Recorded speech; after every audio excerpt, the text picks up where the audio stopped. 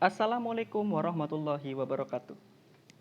Selamat datang adik-adik peserta didik baru dalam kegiatan masa pengenalan lingkungan sekolah SMA Negeri 1 Rawakle tahun ajaran 2020-2021.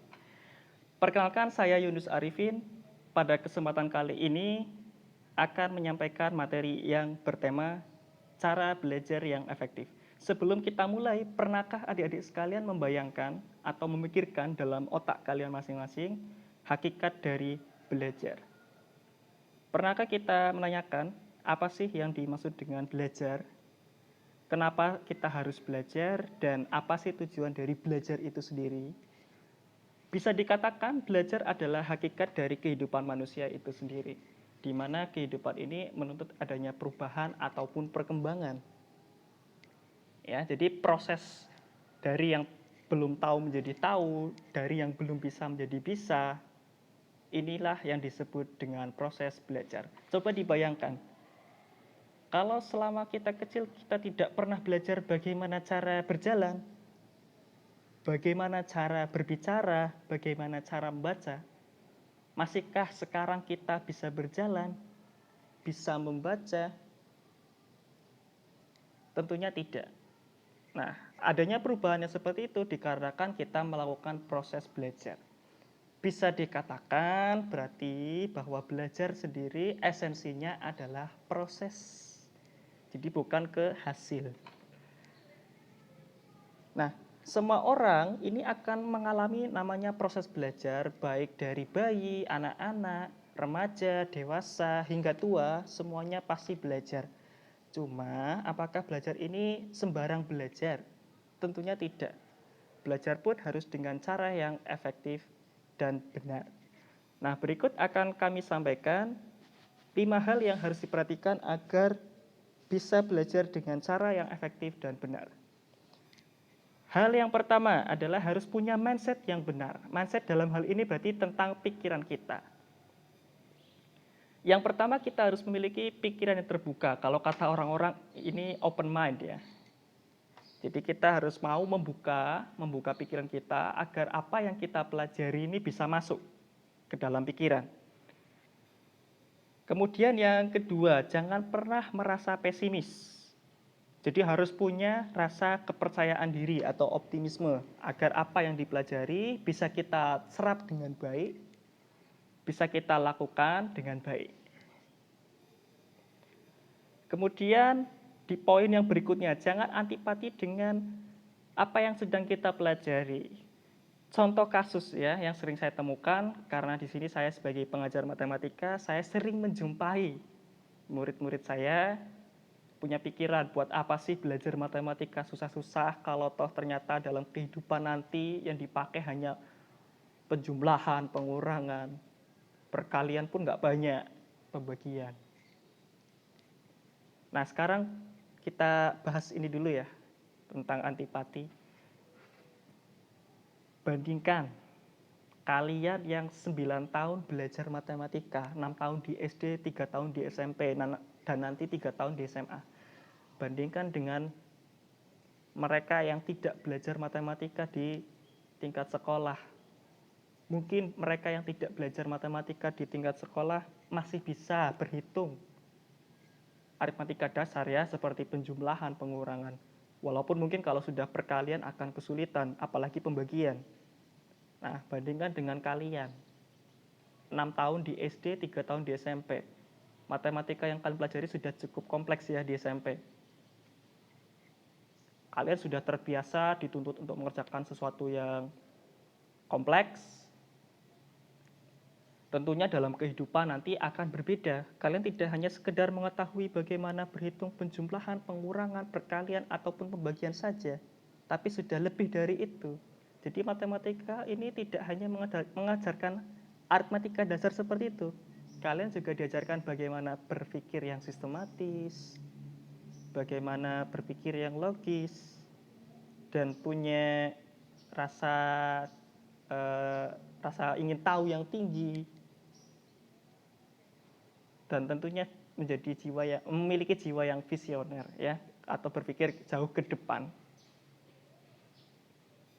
Kemudian poin yang berikutnya, harus punya ambisi. Jadi dalam melakukan belajar ini harus punya ambisi. Ambisi dalam hal ini maksudnya apa?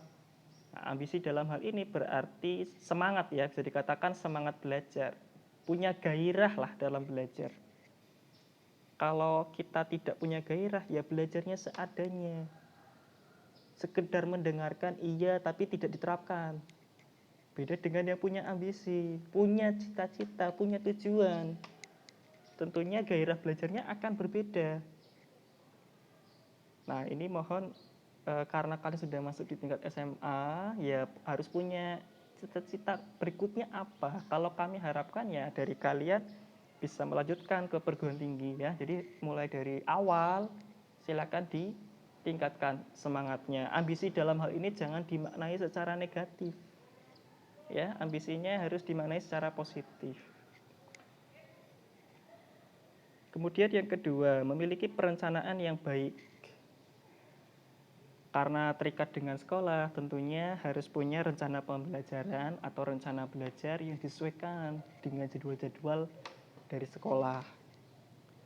Nah, rencana jangan dijadikan wacana, tapi untuk dilaksanakan. Kemudian tetapkan tujuan yang ingin dicapai, jadi jangan hanya mengalir begitu saja, kita harus punya tujuan. Tujuan belajar ya bisa dari hasil belajarnya, bisa dari prosesnya, atau outputnya. Bagian dari perencanaan yang baik juga memperhatikan prioritas. Sebagai seorang pelajar, tetapkan bahwa belajar sebagai prioritas yang utama, tentunya selain ibadah ya. Jadi prioritas yang lain seperti bermain, ini tempatkan di bawah ya. Sekarang bermain bukan lagi sebagai kebutuhan, kalian bukan lagi anak-anak. Jadi bermain ini hanya jadikanlah sebagai refreshing lah, atau selingan saja. Kemudian yang ketiga, memilih waktu yang tepat. Jadi cari waktu yang tepat untuk belajar. Nah, selain di sekolah, tentunya di rumah pun kita perlu untuk mengulang pembelajaran, bahkan mempelajari materi yang lebih dari yang di sekolah untuk mempersiapkan materi yang akan dipelajari di sekolah. Ini kalian bisa menyesuaikan dengan waktu yang ada di rumah, kapan waktu untuk membantu orang tua, kapan beristirahat, kapan untuk belajar. Kemudian jadikan kebiasaan sepanjang waktu. Ini analoginya mirip dengan kita mandi ya. Kalau kita mandi itu kan bisa dikatakan kebiasaan, bahkan kebutuhan. Kita mandi 2 kali sehari. Suatu waktu misalnya kita hanya mandi sekali sehari atau bahkan tidak mandi selama sehari. Rasanya bagaimana? Pasti akan tersiksa. Yang biasanya mandi menjadi tidak mandi. Nah, begitu pula dengan belajar kalau kita jadikan kebiasaan. Sehari misalnya belajar dalam waktu 5 jam. Suatu saat belajarnya hanya 1 jam, tentunya rasanya di hati akan berbeda ya. Apalagi dalam seharian tidak belajar sama sekali. Nah, ini tentunya akan berbeda ya dengan kebiasaan yang biasa dilakukan. Kemudian yang berikutnya, hindari SKS, sistem kebut semalam. Fenomena yang terjadi belakangan ini kan seperti itu. Besok pagi ujian atau ulangan, malamnya mempelajari semua materi yang akan diujikan dalam semalaman suntuk. Sistem wayang kalau kata orang Jawa, karena dikerjakannya hanya semalaman. Tentunya hasilnya akan berbeda dengan yang dipelajari selama periode waktu tertentu yang dijalankan secara rutin. Ya, kalau kita belajarnya rutin, kita nggak perlu belajar dengan sistem seperti itu. Besok ujian, malamnya kita bisa istirahat dengan tenang sehingga ujiannya akan lebih fokus dan berkonsentrasi. Kemudian yang keempat, mengenali cara belajar. Jadi secara umum dari penelitian para ahli ini dibedakan menjadi 3 cara belajar. Yang pertama adalah cara belajar visual, yang kedua auditory, yang ketiga adalah cara belajar kinestetik. Nah, dari kata-katanya saja sudah kelihatan ya.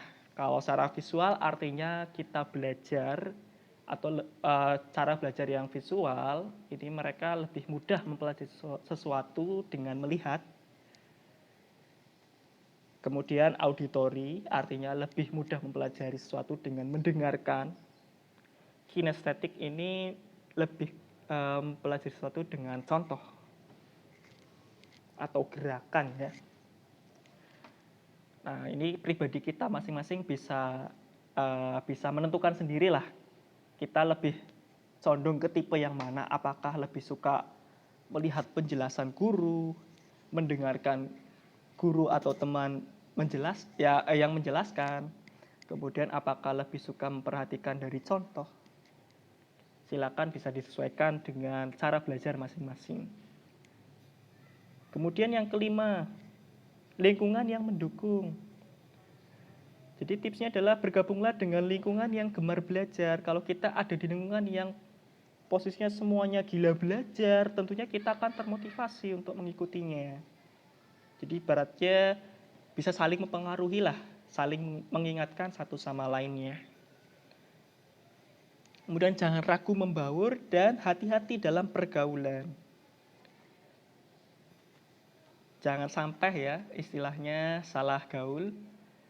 Ya, jadi balik lagi tadi di awal, pilihlah lingkungan yang gemar untuk belajar. Nah, setelah memperhatikan hal-hal yang perlu diperhatikan tadi untuk mencapai belajar yang efektif dan benar, berikut kita akan sampaikan bagaimana untuk memaksimalkan cara belajar. Yang pertama harus selalu diawali dengan niat yang sungguh-sungguh. Jadi niat ini merupakan modal awalnya ya, modal awalnya.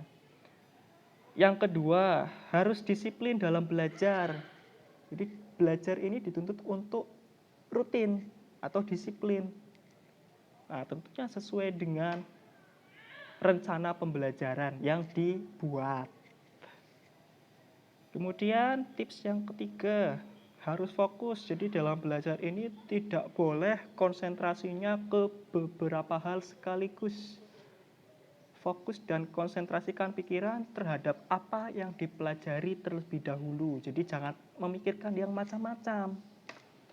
Apalagi pelajar ya, kalian mungkin remaja ini masa-masa mengenal yang namanya cinta ya, lawan jenis. Mungkin bisa kalian atur lah, kalau saatnya belajar ya fokusnya ke materi pembelajarannya terlebih dahulu. Yang keempat, memulai dari hal yang kecil terlebih dahulu, atau bisa dikatakan kita mulai dari hal-hal yang dasar. Kalau yang dasar sudah dikuasai, bisa naik sampai ke hal yang lebih kompleks. Tujuannya apa? Kalau kita bisa memahami yang dasar, kita bisa mengembangkannya sampai ke tahap yang kompleks. Nah, untuk yang kompleks jangan jadikan sebagai sebuah masalah. Justru jadikanlah sebuah tantangan. Karena manusia itu kan sebetulnya jiwanya menyukai tantangan ya. Jadi kalau tantangan itu bisa kalian pecahkan, tentunya ada rasa bahagia ya dalam diri kita. Yang kelima, mendengarkan penjelasan guru dengan baik. Guru dalam hal ini bisa siapa saja ya, tidak hanya guru yang ada di sekolah. Bisa jadi dari media, dari teman. Jadi kalau ada yang sedang memberikan ilmunya, ya silakan diperhatikan dengan baik. Kemudian yang keenam, aktif bertanya. Jadi bila belum tahu ya nggak usah malu-malu untuk bertanya ya. Ini jadi PR untuk kita semua karena realitanya dalam pembelajaran terutama kalau di kelas masih sering kita temui ya murid kalau ditanya diam. Tapi kalau disuruh untuk menjawab nggak bisa, artinya kan dia sebetulnya belum paham betul. Cuma tidak mau menanyakan karena mungkin malu ya, malu sama temannya atau sama gurunya. Guru itu tidak pernah memarahi kok kalau kalian bertanya ya. Jadi kalau belum tahu silakan saya bertanya. Kalau malu ke guru ya boleh bertanya ke teman yang tahu terlebih dahulu. Yang ketujuh, latihan ya. Jadi kalau kata orang practice make perfect. Banyak-banyak berlatih ya adalah kunci untuk mahir dalam suatu pembelajaran. Jadi tidak hanya secara teori saja, kita perlu latihan untuk mengembangkan teori kita ya, menerapkan teori yang kita pelajari. Kemudian yang kedelapan, menggunakan media dan sumber-sumber yang relevan. Nah, manfaatkan akses belajar yang begitu mudah sekarang ini, terutama di era pandemi di mana semua portal pembelajaran sepertinya dibuka secara penuh. Kalian bisa manfaatkan dari blog, dari media seperti televisi juga menyiarkan, atau yang mudah sekarang itu dari YouTube. Mau cari model yang seperti apa, hampir ada semuanya. Jadi jangan hanya gunakan teknologi untuk bermain saja ya. Sisi edukasinya pun perlu kita gunakan atau manfaatkan. Kemudian tips yang berikutnya, yang ke-9, hindari sikap tidak jujur. Ya, sikap tidak jujur masih menjadi PR kita bersama ya. Kalau kata orang ya, tidak jujur ini merupakan benih-benih koruptor. Tentunya kita sendiri kan sangat sangat benci ya dengan perilaku seperti itu. Tentunya jangan sampai diri kita punya bibit-bibit seperti itu. Nah, awali dari hal yang sederhana dulu, dari sikap tidak jujur ini ya, misalnya jangan menyontek lah saat ujian atau ulangan. Percayalah pada kemampuan diri sendiri, karena nyatanya guru itu lebih menghargai siswa yang jujur meskipun hasilnya tidak begitu memuaskan dibandingkan prosesnya dia tidak jujur tapi hasilnya baik. Ya walaupun memang yang lebih diharapkan sih proses yang jujur hasilnya pun baik. Tapi ya minimal melakukan prosesnya ini dengan jujur terlebih dahulu. Dan tips yang terakhir yang ke-10 adalah cukup makan, cukup istirahat, dan cukup bermain. Tentunya cukup belajar. Ya, jadi belajar itu pun tidak baik kalau terlalu berlebihan. Karena bisa memforsir pikiran kita perlu selingan, butuh istirahat, butuh makan, bahkan butuh bermain untuk refreshing. Tapi yang salah adalah lebih banyak bermain dibandingkan dengan belajar. Ya, ini masih banyak kita temukan. Kalau bermain bisa semalaman suntuk, bahkan tidak tidur, tidak makan, apalagi belajar. Nah, ini menjadi PR ya. Mari lebih disiplin lah mengatur waktu. Balik lagi ke prioritas utamanya adalah belajar terlebih dahulu. Setelah belajar, jangan lupa istirahat dan makan yang cukup serta teratur. Untuk waktu bermain silakan gunakan untuk refreshing. Nah, demikian tadi yang bisa kami sampaikan. Mudah-mudahan dengan penyampaian materi tadi, adik-adik akan lebih termotivasi untuk belajar lebih baik dan giat agar mencapai cita-cita yang diharapkan. Sekian dan terima kasih. Kami tutup. Assalamualaikum warahmatullahi wabarakatuh.